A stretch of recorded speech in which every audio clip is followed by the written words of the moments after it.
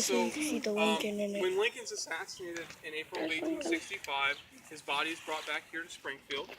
His last funeral actually takes place here in this cemetery, Oak Ridge, on May the 4th of 1865. Today is the anniversary. Now, of course, when Lincoln's last funeral was held, the tomb is not here. No one had known that Lincoln would die so suddenly, and so his tomb was, his coffin was temporarily placed in what's called the Oak Ridge Receiving Vault, and this is basically just a room cut into the side of the hill, and the coffin's there for a while. Now, a group of Lincoln's friends and his neighbors get together, and they form a group called the National Lincoln Monument Association. And the whole point of this group is to build not only a tomb to hold Lincoln's body, but also a memorial where they could honor his achievements, the great things that he'd done in his life. So the Monument Association raises all of the money for the tomb through private donations. People from all over the United States contribute because they want to honor Abraham Lincoln. It takes them 4 years to raise enough money to build the tomb. They start construction in 1869, and the construction takes 5 more years. So it's not until 9 years after Lincoln dies in 1874 that his tomb is finally finished and people are able to visit it. Now, when the tomb was designed, they really wanted you as a visitor, when you came here, to look at it and remember 2 great accomplishments from Lincoln's presidency. Now, when you think about Abraham Lincoln, what he did, why we remember him today, what comes to mind? Ending slavery. Ending slavery, good. That's one of the achievements they wanted to honor. The other one was he guided the country through the Civil War, right? He successfully led our country during the Civil War. So they wanted to mark both of those things. When you look up at the tomb today, you see large bronze statues. On the 4 corners of the tomb, we have statues dedicated to the military, to the soldiers who fought and died in the Civil War to hold our country together and to abolish slavery. On the corner closest to us, kind of facing directly at us, we have the infantry statue. Those are the foot soldiers. On the right, you have a statue for the cavalry, soldiers who fought on horseback. And then if you walk around the back of the tomb, which you've done, on this closer corner, we have a statue for the artillery, and there's a statue for the Navy and the Marines as well. And they actually made those statues from old cannons that had been used in the Civil War. They melted down the metal and repurposed it. The statue of Lincoln, which stands tallest of all, in the center is 8 feet 6 inches high, and it weighs 3,500 pounds. In Mr. Lincoln's left hand, he's holding a piece of paper, a scroll. This is the Emancipation Proclamation. This is the document that Lincoln signs that in 1863 sets the slaves that were living in the southern states free, those slaves that were in the states that were fighting against the government. Directly below the statue of Mr. Lincoln is a plaque with an American bald eagle. And it's hard to see from here, but when we get closer, that eagle is holding something in its beak. It's holding a broken chain, which represents the breaking of the chains of slavery. All around the bases of those statues, there are large carved shields, and each one of those shields has the initials of the state. When the tomb opens in 1874, there are 37 states, so we have 37 shields, and each one of those shields is linked together with 2 solid lines, and that's another symbol of the Union. It was not torn apart, it was held together strongly under Lincoln and his presidency. Now, probably the most famous object we have here at the Lincoln tomb, other than Mr. Lincoln himself, is the bust or statue of his head out in front. And the tradition has developed over the years that when you come to visit the tomb, you rub Mr. Lincoln's nose, like they're doing right now. And as you can see from here, that nose is very shiny, because we get about 200,000 people that visit the cemetery every year. They all rub the nose, and just from hands touching it, that metal has been polished smooth like that. In fact, that's not even the original nose. That was worn down so much they had to replace it over the years.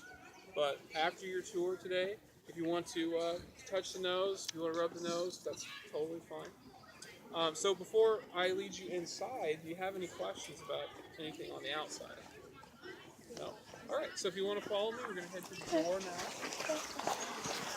You start a video. Huh? When did you start it? Are you starting now? I can't even get on YouTube. What? Why? This phone. I'm not on YouTube. I'm just on my videos. I know. I make them. But I can't get on YouTube. You don't have to. To make Go to your camera. Go to your camera. And then when you get home, go to it, hit the little three dots, hit post, go to YouTube, and then boom. Hey guys, Cousin Dragon. What's up? Subscribe, yeah. Yeah, just caught a net. Oh god, we're visiting the Lincoln too. Pretty exciting. I can't wait to Taking see a the video models. of it. I'm taking a video of all this. I'm taking a video of all of You this. touch him right outside. This is where we see him. He's small. And they'll be coming out of here, and we run into each other, and that would be good. He's so small. He's so small. So cute. There's another group in this one, and they'll be coming out on this side. He's so small. He's so small. A video.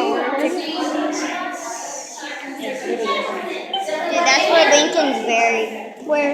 Under that. I know. I wonder why it smells like dead flesh. Rotten flesh. I Doesn't it? smell concrete. I smell dead flesh. I smell concrete. I mean, yeah, I smell both.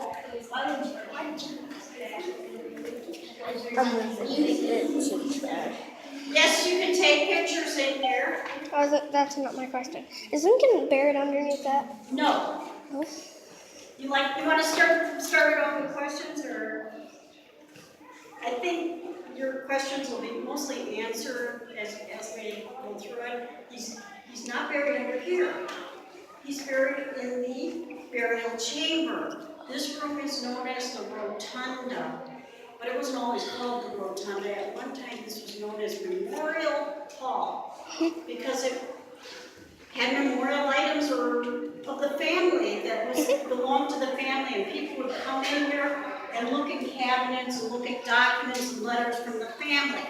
And back then, prior to 1930, you couldn't walk through the hallways. This room was solid. These hallways were not opened up.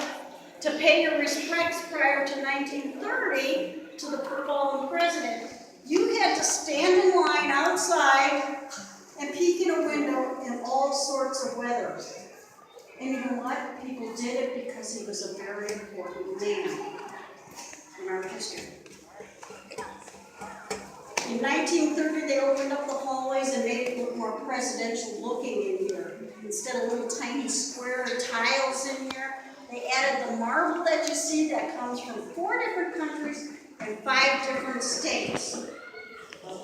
The ceiling has got palladium leaf in here. At one time it used to be silver prior to the Reconstruction, but that got kind of dirty fast. But I'm told palladium is even more valuable than silver. There are 16 columns in here representing the 16th President of the United States. Next to him you'll see columns with a star on top. There's 36 of those, and we know stars are on the flag, right? That's the number of stars that were on the flag when he was assassinated. And you know what? I think if Abraham Lincoln was not assassinated, things would be a little bit different in this country. And I'll tell you why. You notice that there's corn in the grading system. Abraham Lincoln appreciated agriculture. He thinks that if the war is over, he wanted to see our nation prosper. He wanted to see us grow agriculturally. He wanted to see railroads grow. He wanted to see everybody live happily ever after the war. But you had one crazy man who thought that he'd be a hero if he could shoot the president, and everybody would love him. Not. Actually, the opposite happened. Everybody didn't like him. Because even though we had a piece of paper signed at Appomattox saying the Civil War is over, some people are still angry, aren't they? They can't turn it off in their hearts. So he was so mad, he thought he could he'd be a hero because there's still a lot of bad people out there. But after the president died, even some of the Southerners knew we're not going to be treated equal anymore.